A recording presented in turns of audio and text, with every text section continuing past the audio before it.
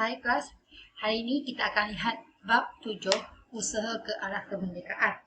Sebelum ini kita telah lihat di bab 4, apabila British kembali memperkenalkan Malayan Union selepas kekalahan Jepun, selepas Jepun menjajah negara kita. Kemudian dia memperkenalkan Persekutuan Tanah Melayu dan dalam bab 6 wujud ancaman komunis.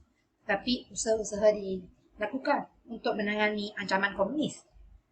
Jadi, kemudian negara kita mula beralih tumpuan kepada ataupun ke arah usaha kemerdekaan. Dan sebenarnya, idea negara merdeka ni telah dicetuskan oleh pelbagai golongan untuk membentuk negara yang berdaulat atau negara yang bebas.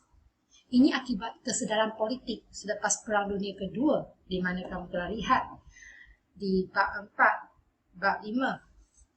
Okey, di mana kesedaran politik ni timbul apabila kita lihatlah semasa penjajahan Jepun, British tu sebenarnya tidaklah sekuat yang disangka-sangkakan oleh masyarakat tempatan pada masa tersebut. Kalau dia kuat, kenapa dia berkalah dengan Jepun dan dia tidak melindungi masyarakat tempatan pada masa tersebut? Ini menyebabkan kesengsaraan kepada penduduk pada masa itu. Dan apabila British kembali semula ke tanah Melayu, jadi rakyat mula tidak boleh terima kerana mereka mula nakkan kemerdekaan. Sebab mereka fikir penjajahan tidak boleh melindungi mereka pun. Jadi mulalah kesedaran nakkan kemerdekaan. Tetapi British sedar semasa pentadbiran mereka dahulu, dia mengamalkan dasar pecah belahkan kaum, tidak wujud perpaduan di negara pada masa tersebut. Jadi nak merdeka di tanah Melayu kan terdapat pelbagai kaum. Jadi perlulah perpaduan rakyat berbilang kaum. Itu syarat British berikan. Kalau nak merdeka, kena ada perpaduan kaum. Jadi untuk bab ini kita akan lihatlah pelbagai usaha yang dilakukan supaya kemerdekaan dapat dicapai. Okey, kita akan lihat dalam 7.1 di mana wujudnya latar belakang idea negara merdeka. 7.2, penubuhan jawatan kuasa hubungan antara kaum CLC. Dan yang ketiga, pembentukan sistem ahli. 7.4, pembentukan sistem pendidikan kebangsaan. 7.5, penubuhan parti politik. Hari ini kita akan fokus kepada dua saja, iaitu latar belakang idea negara merdeka. Bagaimana boleh ada perkembangan yang inginkan kemerdekaan. Dan yang kedua, apa yang dilakukan untuk mewujudkan perpaduan kaum melalui jawatan kuasa hubungan antara kaum ini. Okay. Untuk latar belakang idea negara merdeka, seperti yang cikgu cakap, dia adalah akibat perkembangan politik antarabangsa dan serantau. Dia telah lihat perkembangan politik pada masa tersebut yang menyebabkan wujudnya kesedaran politik dan cetuskan idea negara merdeka. Kita lihat negara serantau satu persatu mula merdeka. Jadi takkan kita tak nak merdeka lagi. Jadi inilah dipengaruhi oleh perkembangan, kita kata perkembangan politik antarabangsa dan serantau. Okey. Dan 7.1 ni kamu akan lihatlah kronologi peristiwa parti politik yang membangkitkan idea negara merdeka. Akan ada 12 parti politik semua dan mengikut kronologi tahun, di mana yang pertama 1938, Kesatuan Melayu Muda KMM. Inilah satu parti politik yang paling awal menuntut kemerdekaan tanah air melalui konsep Melayu Raya. KMM ni dipimpin oleh Ibrahim Haji Yaakob. Okey. Apa itu Melayu Raya? Dia nak merdeka dengan cara Melayu Raya. Okey. Melayu Raya bermaksud penyatuan bangsa dan dunia Melayu berdasarkan aspek persamaan daerah, darah, kebudayaan dan bahasa yang menjadi satu rumpun ini dinamakan Melayu. Maksudnya dia nak satukanlah satu rumpun termasuk tanah Melayu dan Indonesia. Inilah yang dikatakan sebab berkongsi satu kebudayaan, satu bangsa, dinamakan Melayu. Tetapi disebabkan KMM ni diharamkan pada masa tersebut, jadi gagallah Sebab British ni kalau dia nak menyekat sesuatu kebangkitan parti politik, dia akan haramkan. Takkan dia nak terus biarkan parti politik yang nak dan kemerdekaan terus berlelas atau terus berada di tanah Melayu. Jadi dia haramkan lah. Tetapi idea konsep Melayu Raya ni masih diteruskan, diperjuangkan oleh kesatuan yang kemudiannya, parti politik yang kemudiannya. Contohnya Kesatuan Rakyat Indonesia Semenanjung dan PKMM. PKMM yang ni. Okey, pada 1945, Parti Kebangsaan Melayu Malaya, PKMM ni, yang dipimpin oleh 3 tokoh tersebut, Dr. Burhanuddin Al-Helmi, Ishak Haji Muhammad dan Ahmad Bostamam. Okey, 3 orang ni. Maktamat politik menanam semangat kebangsaan dan bekerjasama dengan kaum lain bagi membentuk kepaduan. Sebenarnya pada 1945 ni wujudlah kesedaran dia nak bekerjasama dengan kaum lain. Bukan kata saja nak membebaskan, nak merdeka, tapi nakkan kerjasama dengan kaum lain. Dan mereka juga memperjuangkan kemerdekaan melalui konsep Melayu Raya. Okey, dan slogan mereka nak merdeka. PKM ni berhasrat mendaratkan rakyat dalam politik, ekonomi, agama, sosial dan kebudayaan. Kenapa saya katakan mereka ni nak bekerjasama dengan kaum? Sebenarnya bagus idea mereka. Mereka adalah antara kita kata parti politik yang awal yang sedar tentang pentingnya perpaduan. Di mana kamu akan lihat, kamu telah lihat sebenarnya dalam bab 5 muka surat 128, di mana parti politik ni, PKMM ni, dia bergabung dengan beberapa pertubuhan Melayu yang lain. Seperti kamu akan lihat di muka surat 128, ada PKMM, API, Keram, Hizbul Muslimi, Batas, Awas, yang menggabung menjadi putera, telah bekerjasama dengan penubuhan yang bukan Melayu, iaitu AMCJA. Golongan Bukan Melayu AMCJA yang terdiri daripada PMFTU, MDU dan MIC. Dan mereka menggabung membentuk Pakatan Putera AMCJA.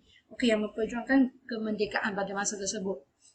Kena ingat di sini pada tahun ni sudah muncul rasa nak bekerjasama kaum. Dan seterusnya, 1946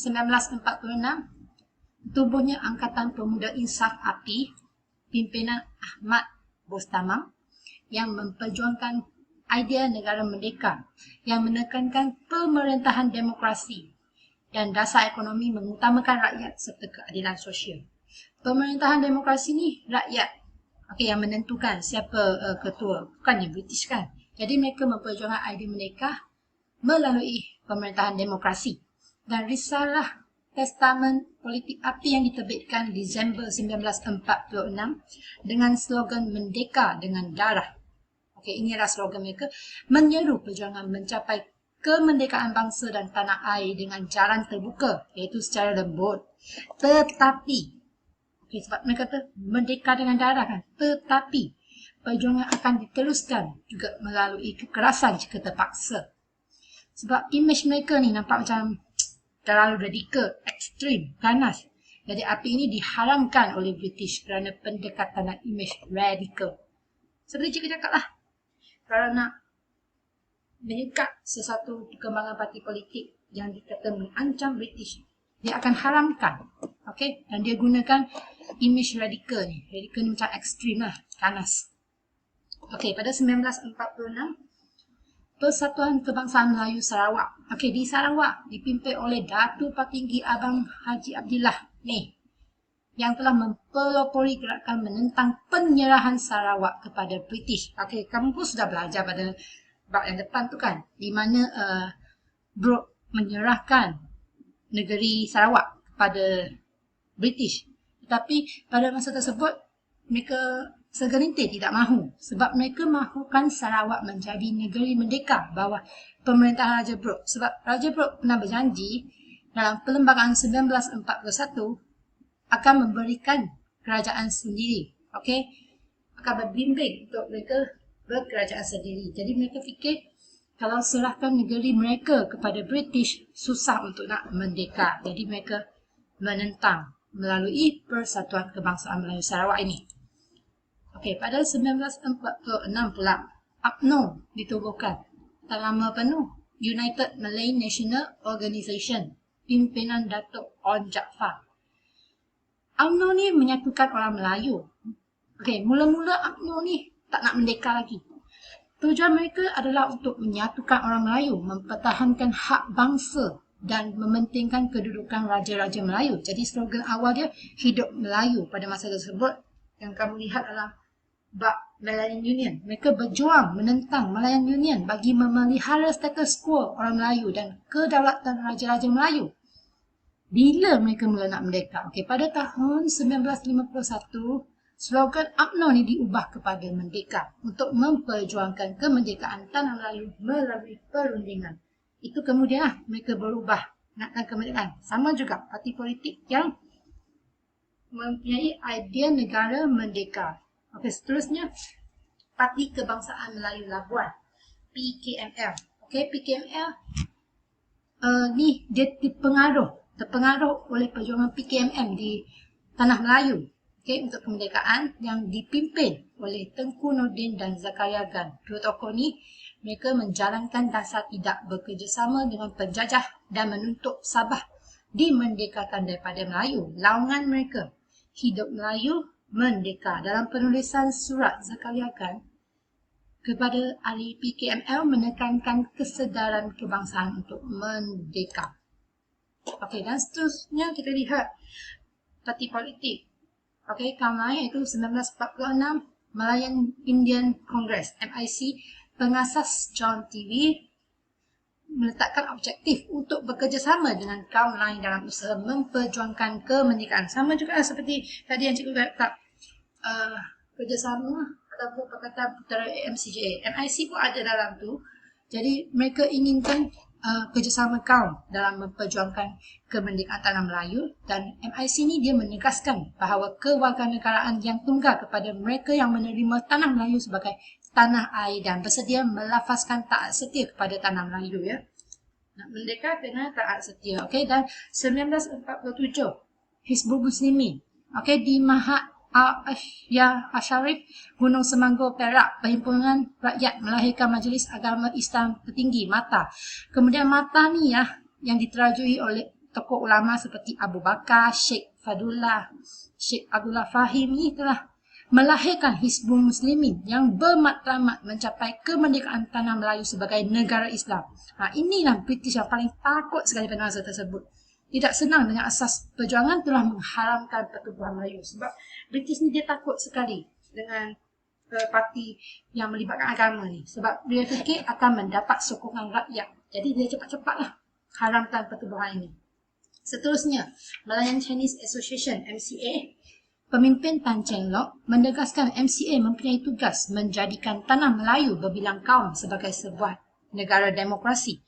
Jadi untuk menjayakan MCA ni, menyatukan orang Cina dengan bekerjasama semua kaum di tanah Melayu untuk kemerdekaan tanah Melayu. Sama. Parti lain ni mereka sedar perlunya kerjasama untuk kemerdekaan. Okey. Dan 1951, okey, PAS. Okey, Parti Islam Setanah Melayu, iaitu idea negara Islam diteruskan selepas Hizbul Muslimin diharamkan. Okey. Jadi PAS ni pun idea negara Islam diteruskan, yang dipetua Dr. Burhanuddin Al-Helmi menegaskan PAS bercita-cita membina satu negara dan satu bangsa teguh dengan bahasa Melayu sebagai bahasa kebangsaan dan rasmi yang tunggal. Kemerdekaan bagi PAS ialah tanah Melayu merdeka dengan menjalankan hukum Islam. Okay, ini yang mereka fikirkan.